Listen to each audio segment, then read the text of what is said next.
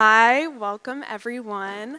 My name is Sydney Key. I am the Leadership Associate Intern and Student Board President-elect for the Kendra Scott Women's Entrepreneurial Leadership Institute.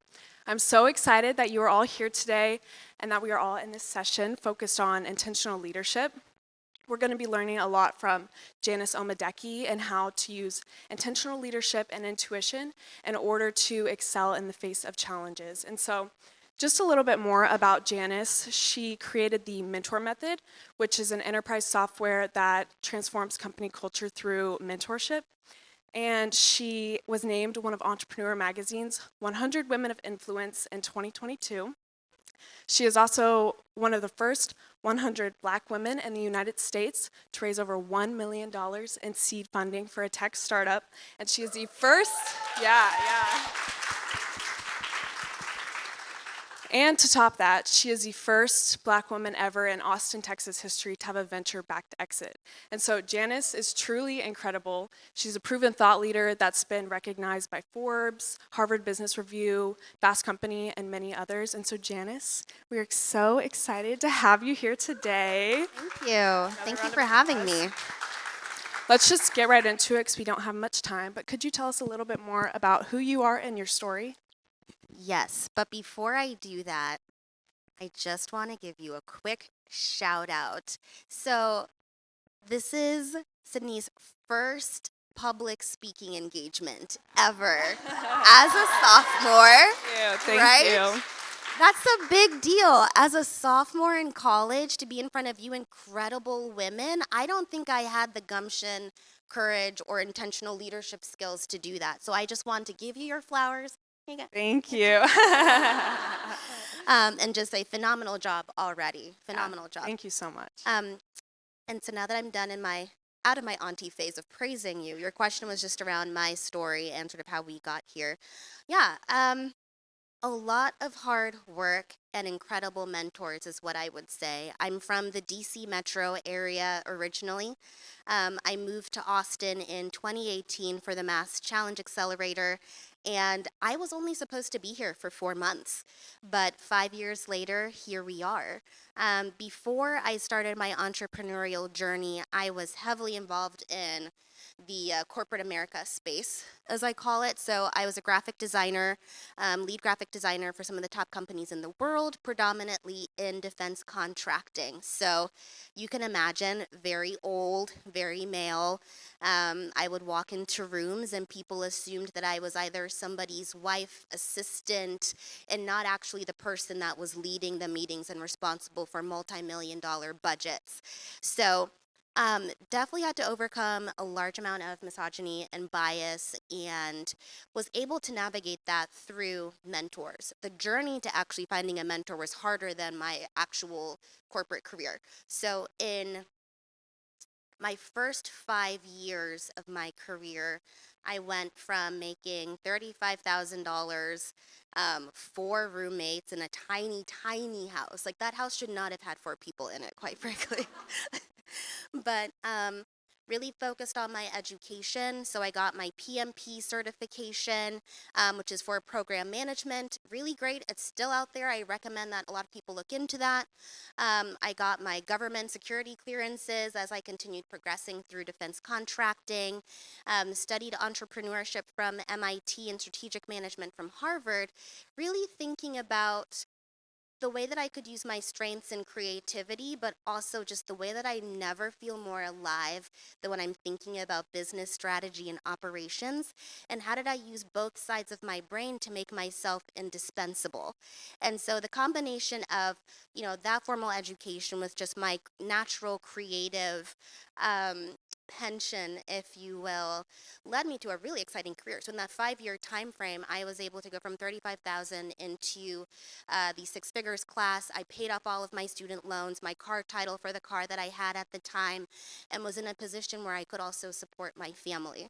That is not always the case for people. It took a lot of work, and it also, I actually think I could have done it faster had I invested in learning more about intentional leadership and my mental health and well-being, which is what we're getting into today.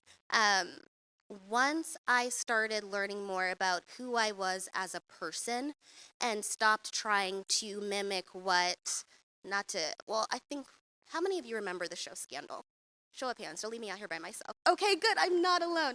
Okay, so the start of my career was around that like Shonda Rhimes era of career women, where somehow everybody magically had like a monologue response to everything, and it was so eloquent and articulate and like a zinger.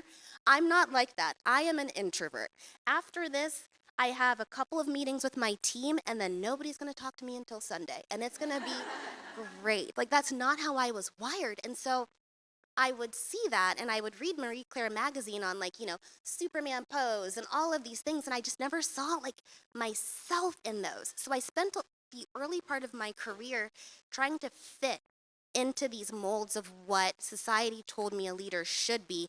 It felt inauthentic. I know that other people probably picked up on that energy and I know that now, at 35 after the exit and the lessons that I've had from phenomenal mentors that are approachable and accessible and just powerhouses, um, the more that I started resting in my natural identity and figuring out how to lead in a way that doesn't drain me, but instead uses my strengths, and the more intentional I was about being entrepreneurial and understanding who I was, the faster I was able to actually excel in my career. I think it started 3 years ago, and that's when all of the wins started happening with, fundraising and all of the awards and everything else, and the team coming together and getting these phenomenal people around the business, like Joseph Kopser and other people to just help grow the business. We started getting more sales. Obviously, we had the exit last fall, which was amazing as well, but I really do attribute intentional mentorship as a part of that. So that's the part of my story I'll share, but excited for Yeah, your awesome. Thank questions. you so much. Let's dig deeper into what you were saying about strengths and using your values. And could you define what intentional leadership means to you? And yeah, just define it and what it means to you. Sure.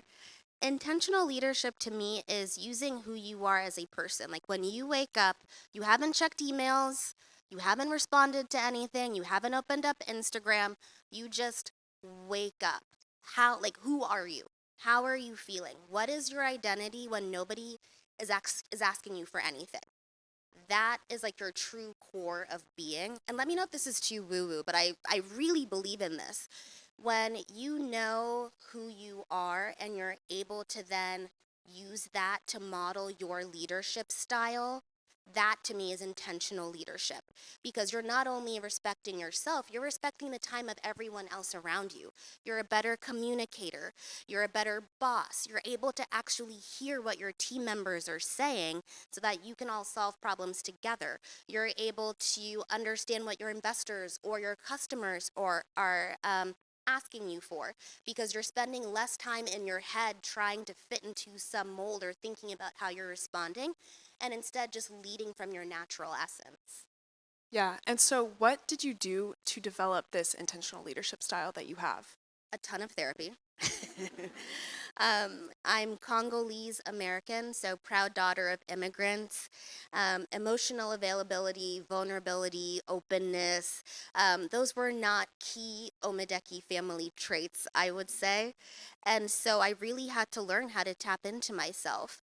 I also took the same entrepreneurial approach that I did to understanding our customers with the mentor method to understand myself and to understand where I wanted to take my career.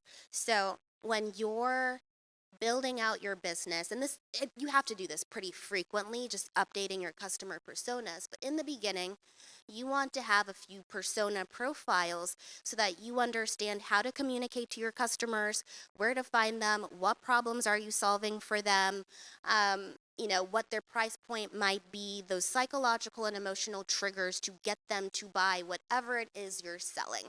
And I love that part. Love doing that for my customers, but I have never actually done it for myself at that time. And so I took some time to actually think about my emotional and psychological triggers. Like what brings out the best in me? If I need to raise 1 million, and we did 1.6, which is great, but if I need to raise 1 million and that's the problem I'm trying to solve, who do I need to like tap into in order to actually refine that? And so the more that I started segmenting into who I am, strengths, weaknesses, the types of people I needed around me, the type of work schedule that would bring out the best in me. Like, please don't text me at 2 a.m. I actually need like 5 hours of sleep a night. But if you're up at 5 a.m., rockin', let's go because I'm a morning person too. Like, let's, chase after it. But really getting granular about knowing who I am helped a lot. And then also accepting it, like accepting the good and accepting, some things that needed to be worked on. My mentor, Joseph Kopser, and Jan Ryan have been very gracious in humbling me on things that I need to evolve, and I'm grateful for that. But you have to have room to understand both parts of yourself and then be rooted in those and embrace it, and then you can take intentional leadership forward. Yeah, for sure. I kind of want to go back to those weaknesses. And so we know that the entrepreneurial journey is paved with wins and setbacks. You're going to encounter roadblocks. And I know in the entrepreneurial sphere, it's fail fast and fail hard and get it over with and keep going. And so, can you talk about a challenge that you faced and how you're able to approach it with this idea of intentional leadership? The exit, actually. Yeah, getting the mentor method acquired. So this was all happening last year. We had the war in Ukraine. And then so VC markets were starting to dry up and just get a little nervous. Like the investment space is already very risk averse. So having a war that we're not sure how to navigate made it a lot harder to raise. On top of having an HR tech company focused on equitable workforces in a very non-equitable space of investing. We had Roe v. Wade. That was, pretty challenging. I think the day that it was overturned, we had 5 investors pull out of the round that we were thinking about raising at the time. That was a great way to start my morning. Um, and then just reading the tea leaves, and this is where this actually goes into the intentional leadership piece, because my intuition was telling me, let's see what the options are, because we were going out and raising a $2 million round. We had $1 million committed. We had a phenomenal lead investor. I had a good feeling that we could actually get to 3 if the conditions were right, but something was telling me that we needed to go in a different direction. So honoring that intuition, which is one of my superpowers and a strength and something that a lot of women have that we have been told to ignore in the business world when we really shouldn't. I looked at historical data around companies in the HR tech space and how they survived during a recession. And there were a few that survived, but my intuition was saying, let's get intentional about having the company acquired. And so, again, I went back and started doing that persona work on what type of buyer would be a good fit for me. Whether I'm on the board, whether I'm an advisor, whether I'm actually a team member, we were still open minded to what that structure would be like. But what is the type of partner that we wanted to have to take this company that I dedicated 5 years of my entire life to, and literally my entire 30s at this point, um, to like what type of buyer would that look like? Like, who are they? What are they having for lunch? What are they watching on TV? What are they trying to do? And once I got clear on that, it all kind of came together. We got 5 offers, 3 that we took seriously, and landed on the crew because of that intentional process, quite frankly, of just really thinking through everybody that would be impacted by the exit, especially around the team, since that was a big key component to make sure that they were taken care of, our customers would be taken care of, the pipeline that we had built, so the potential customers that we were still having conversations with, making sure that they would be taken care of, and it's just been a wonderful process. But I think had I not been intentional in knowing what stresses me out, knowing when I can feel that rush of anxiety rising, and maybe we don't have a 3 p.m. meeting because by then my brain is shot from overthinking on a Wednesday, maybe we move it to like Thursday at 8 or something. I think we would have had a longer process for sure. Yeah, that's great. And I know that every day you're going to face a new challenge. Things are going to change really fast, especially in the entrepreneurial sphere. And so, what do you think intentional leadership is going to look like in the future? Women owning who they are and not apologizing for it. It is my favorite activity, and I wish that I had started doing that sooner. Great, I love that. Yeah. Now I would like to ask a few audience questions. So if anybody has a question, we'll open it up to Q&A.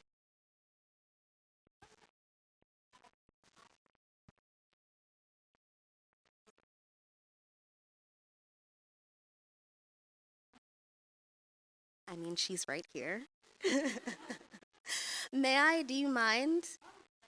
The legendary Jan Ryan, quite honestly. Um, yeah, yeah. So, I moved to Austin, no friends or family, April 2018, just to build my company, which was a PDF and a dream and a ton of gumption looking back. My God. Um, I want to bottle that and make a business out of it. But um, August of 2018, my mom passed away from pancreatic cancer, which was a huge blow to my family. But, I was committed to building the company, and it's, a whole story that you can hear in my interview with Brene Brown on her Dare to Lead podcast. But I, so October of 2018, I was invited to pitch for Capital Factory's Women in Tech competition. I had just started like coming out of like some of, that family piece and everything and trying to navigate that. But I was excited. It was like my first like big pitch competition. It was $100,000, which, can make or break a company at that stage. And so that's how I met Jan. And I remember I was so excited. Like, I won. It was amazing. I was on cloud nine. And I don't know who made a beeline to whom, but I know that afterwards I was like, we are drinking some bubbly at this thing, 100%. And so I think I was on like my second glass at the time. And Jan and I had this conversation, and I was just like, like, where has she been? Like, I had never met a leader like her because she just floated, and she was so direct and so honest about, like, we are going to make you a superstar. Like, she didn't say it in those ways, of course, but I could tell that from the beginning she was invested in my well being, and that whether or not I had won, that investment would have still been there. And that meant a lot to me for, especially at the time, because I was just a shell of a human being and nobody actually knew that I was even going through all of that at the time. And so after that, Jan was really gracious with her time and coaching me on my first pitch decks. Those pitch decks are humbling.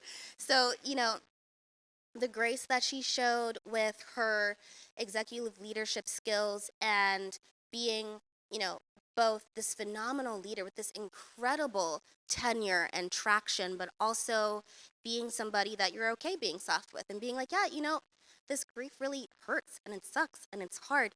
And having someone like Jan hold space for both is why I'm here now. And it's why I do that with everybody I come in contact with. So I would say Jan Ryan. Thank you, Jan. Great, thank you so much. Any other audience questions? We can take a few more. Yeah.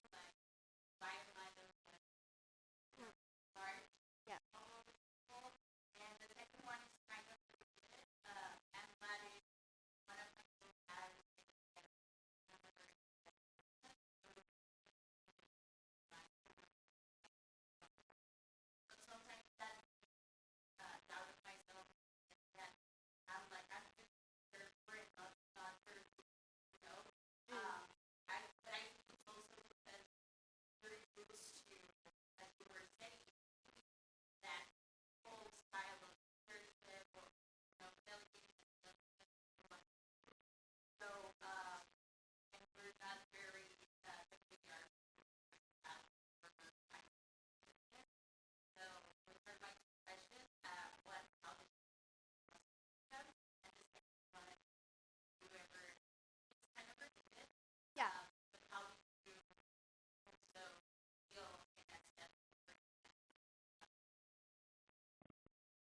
Let me first start, and this is a controversial take. I, with my team members, I actually like to keep it professional. Like, I know about their families, I know what's going on in their personal lives, but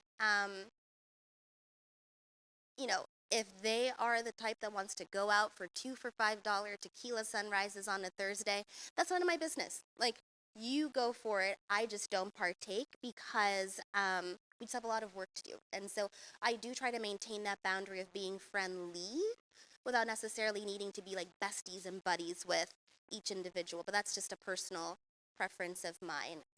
Around imposter syndrome, I mean, it happens all the time, right? I'm actually kind of burnt out on that phrase. I think it's just a normal condition to feel unsure about opportunities or unsure of yourself sometimes. I think it's just a normal piece of it.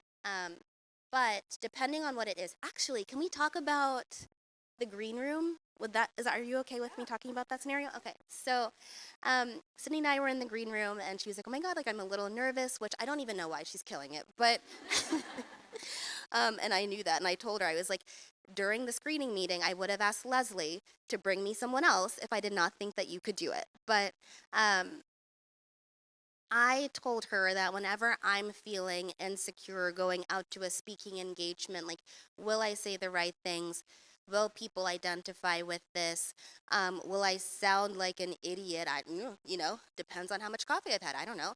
And I always have my tools around me to help with that. So I typically have like my 5 songs. I think every woman has her 5 songs. Like when you're going out for girls' night, and you're putting on that outfit, right? And like the thermostat and like the temperature in your room is perfect so that your makeup isn't like sweaty before you go out and all of those pieces, like when the stars align and you feel so good about yourself, you have those 5 songs that you play to get ready. Have those on standby. Either play them in your head if it's rude for you to have headphones in, because sometimes it is, but have those with you to bring that energy out again. And to me, that helps ground me in sort of the fun of the work that we're doing. Oftentimes, we think that work has to be a grind, but you can actually enjoy it. Like, it's actually okay. I am having fun on this stage connecting with all of you. I'm feeling grateful to be here, right? And that's great. Like, I should be embracing that. And so, trying to pull out the joy instead of focusing on the fear and the what ifs helps. I also make a list of things that I'm concerned about ahead of time if I can, and then I just work through those. So if I'm concerned about not answering a question in a certain way, let's say in this case, or actually let's take it to a business thing. If I'm concerned about not being able to close a customer for whatever reason, and I don't feel qualified to close that customer because they're a 10-time executive and are in a very different tax bracket than myself, let's say. That can happen. That is intimidating. I think about the worst case scenario that is playing subconsciously in the back of my mind that's making that fear come up. And then I walk through it like, okay, what is the worst that could happen? They say no, X, Y, and Z happens. And then I just address it and know that should that ever happen, I already know how I'll deal with it. And it tends to just make it go away. Like it's still there, but knowing that I did what I can control in that situation, which is knowing how I can manage that outcome and that I'll be okay, goes a very long way. What was your second question? Briefly? Great.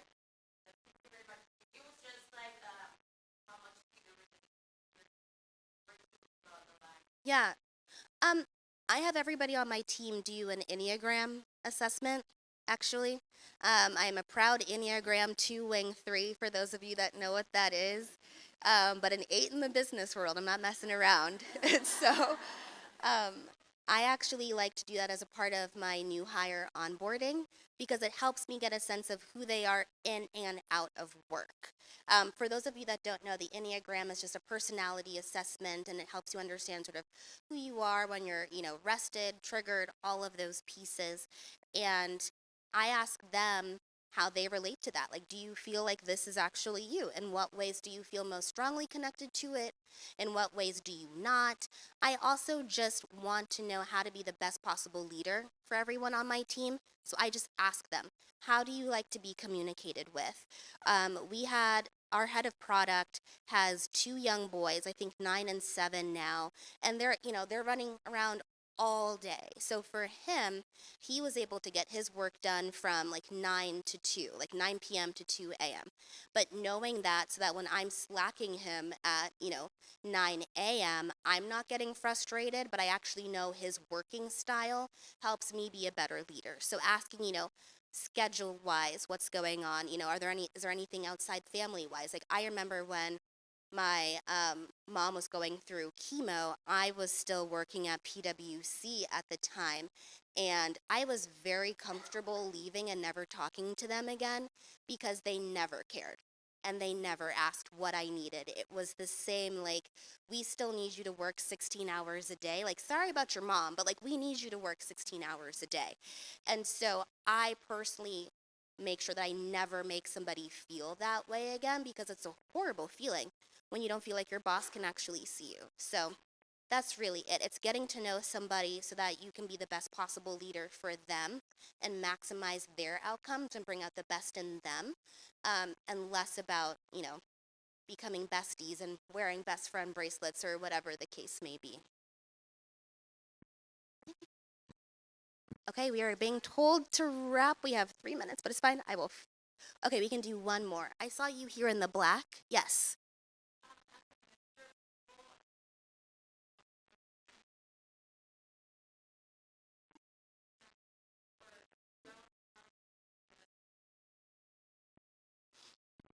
Mm, yes, is the short answer. Um, just because they're not your direct report doesn't mean that you shouldn't know what's going on. So a good example is with the sales team of my last company. We had our VP of sales. She reported directly to me. Then we had an account executive and a couple of sales reps under him. And so I knew everybody's Enneagram, but did I know the sales reps' dogs' names? Not necessarily. But I still know Grover, the VP of sales dog's name. So I think it's about looking at the entire landscape. So if there was an issue on the sales team, I immediately would go to Stephanie first and say, hey, we didn't hit this quarter's numbers, or I see that Abby has been striking out on her cold outreach. What are we doing training wise? Did you give her like those trainings that we talked about? Do we need more budget to get her X, Y, and Z? Like, what's going on with her? And get that information from Stephanie first.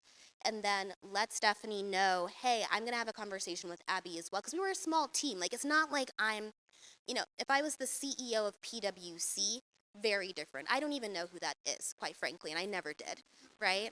But when you're in a small team like that, I don't know why you wouldn't take the time to invest in getting to know everybody that is literally making your dream come true. Like, I couldn't have done it on my own.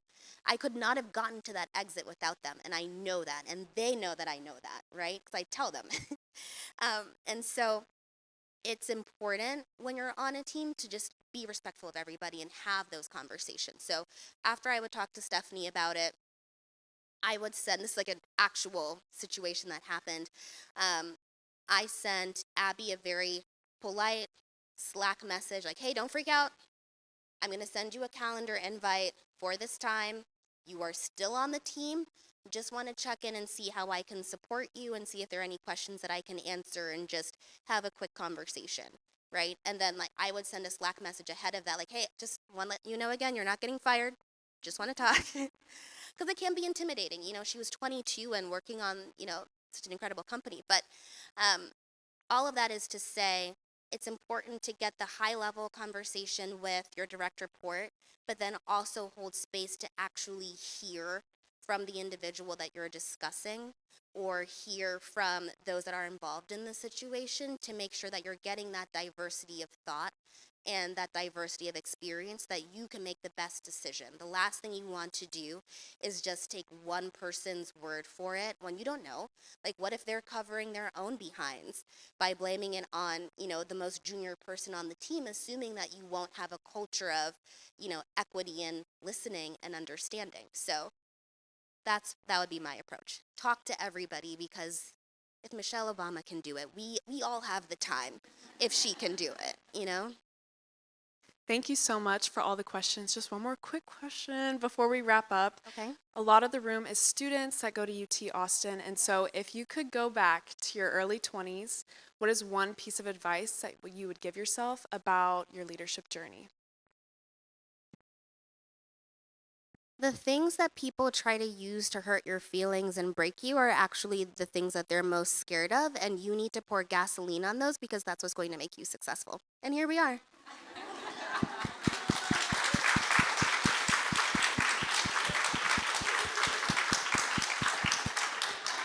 Awesome. Thank y'all so much. We are at time, but thank you so much, Janice. It's been a great session. I hope y'all have a you. great rest of your day here. Thank you.